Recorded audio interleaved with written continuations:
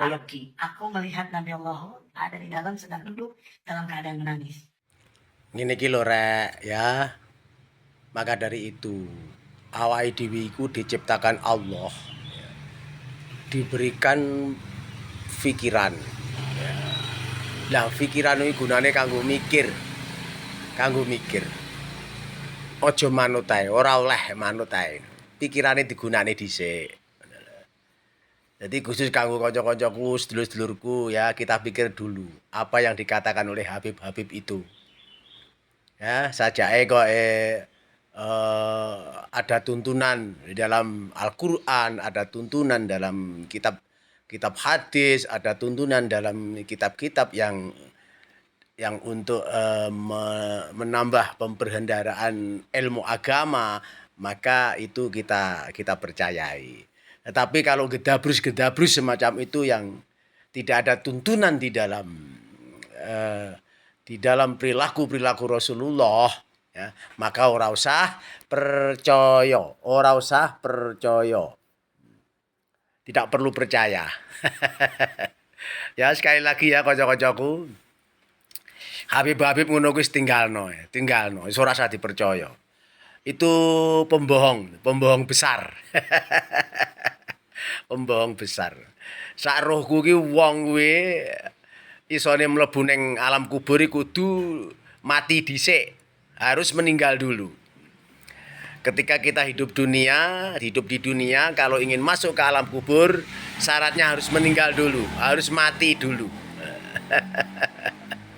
Harus mati dulu. Jadi ora enek wong ora mati kok roh iso mlebu ning alam kubur. Iku apa karomah jenenge? Bukan, iku gedabrus pembohong. Pembohong. Nyalai aturan.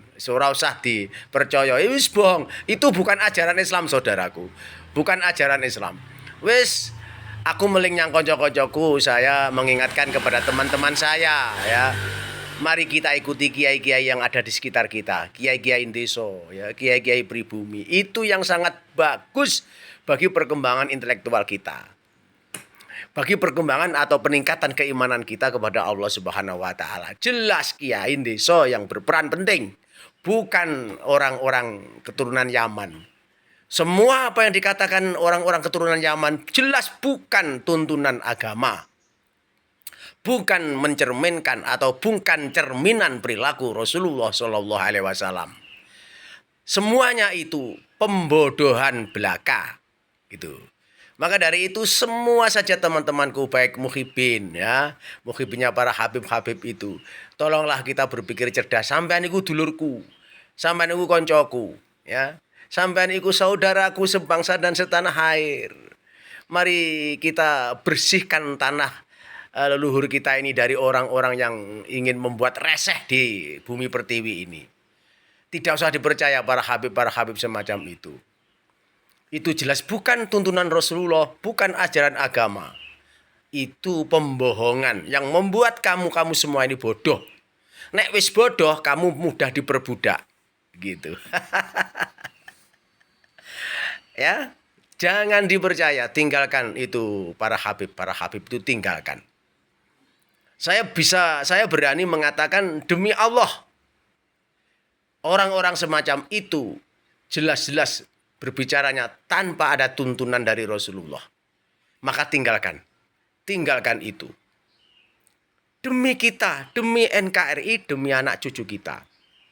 Mari kita selamatkan tanah, bumi pertiwi, peninggalan nenek moyang ini dari orang-orang reseh seperti keturunan Yaman itu.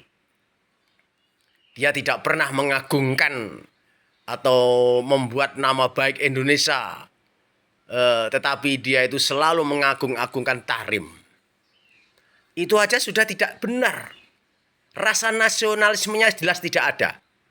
Wong dia itu hidup di Indonesia, mencari makan pun di Indonesia, rabi di Indonesia, mungkin mati pun dikubur di tanah Indonesia.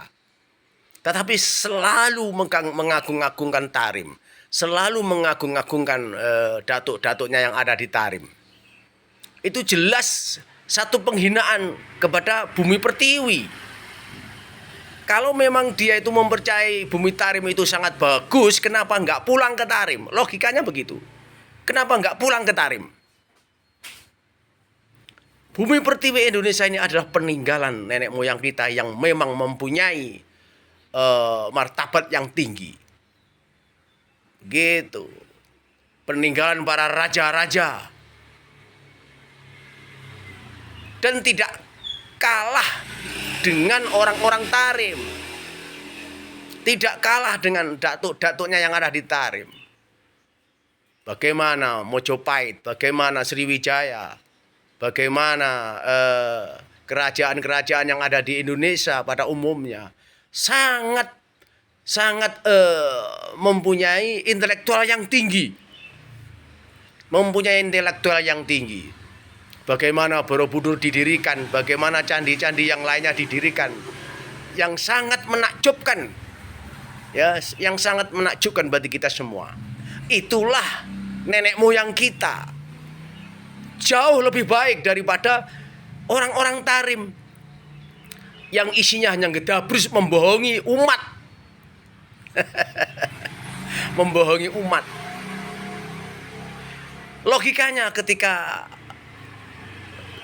kaum Ba'alwi mengagung-agungkan Tarim. Logikanya kenapa kamu semua itu, hai para kabib, nggak pulang aja ke Tarim? Nggak pulang aja ke Tarim. Padahal kamu makan di Indonesia, cari rezeki di Indonesia, nikah di Indonesia, meneruskan keturunan di Indonesia. Dan mati di Indonesia, mungkin dikubur pun di tanah Indonesia. Kenapa kamu selalu mengagung-agungkan Tarim, mengagung-agungkan Tarim? Berarti secara tidak langsung sampean itu, kamu semua itu menghina Indonesia, menghina tanah air. Saya minta maaf saudaraku ya, semuanya saudaraku, semuanya di seluruh penjuru tanah air Indonesia, tinggalkan para habib. Itu pembohong, dan dia itu adalah reseh di tanah Indonesia, reseh. Coba sampean berpikir, setiap apa yang diomongkan, setiap statement-statement yang diekspos ke media sosial oleh para kabib itu semuanya adalah gedabrus, pembohong belaka. Maka dari itu, wahai temanku iki wong Kediri, mengingatkan jangan diikuti orang-orang kaum Ba'alwi yang sangat gedabrus semacam itu. Itu bukan tuntunan Rasulullah. Wong Kediri nek sepurane saya minta maaf. Wassalamualaikum warahmatullahi wabarakatuh.